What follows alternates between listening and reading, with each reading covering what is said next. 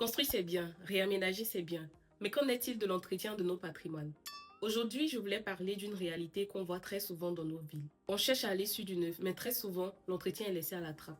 Peu importe ton bâtiment, peu importe le standing dans lequel tu te situes dès le départ, si tu n'as pas une stratégie d'entretien, ton bâtiment va se dégrader.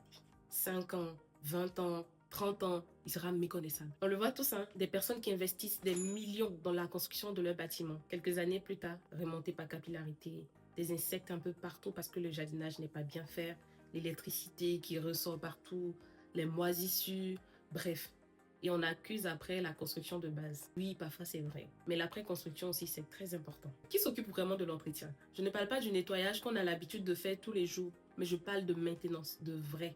L'électricité, la plomberie, vérifier si la peinture n'a pas de moisissure, si la peinture se décolle pas, est-ce que ça a été bien fait, le jardinage il est vraiment suivi, est-ce qu'on désinfecte souvent les abords de la maison, bref, toutes ces maintenances-là qui font que le bâtiment reste toujours beau et en bon état. Très souvent, personne ne le fait et après on accuse les techniciens supérieurs en bâtiment, les ingénieurs, les architectes, alors que l'entretien c'est la responsabilité du propriétaire lorsque les réserves sont levées. Que ce soit dans l'hôtellerie, dans le locatif ou même dans les maisons privées, ayez toujours une équipe de maintenance de votre patrimoine. D'ailleurs, c'est une idée de business que je vous donne comme ça, hein, parce que c'est une nécessité dans notre ère présente. C'est vraiment triste de voir des bâtiments devenir n'importe quoi au bout de 10, 20, 30 ans, juste par négligence.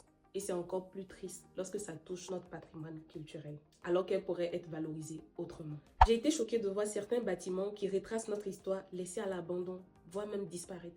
Et ça me questionne énormément. Je suis pour les nouvelles constructions, mais je suis aussi pour la maintenance, la valorisation, la préservation de ce qu'on a déjà.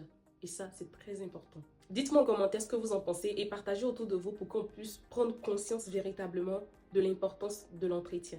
Construire, c'est bien, réaménager, c'est bien, mais en prendre soin, c'est encore mieux.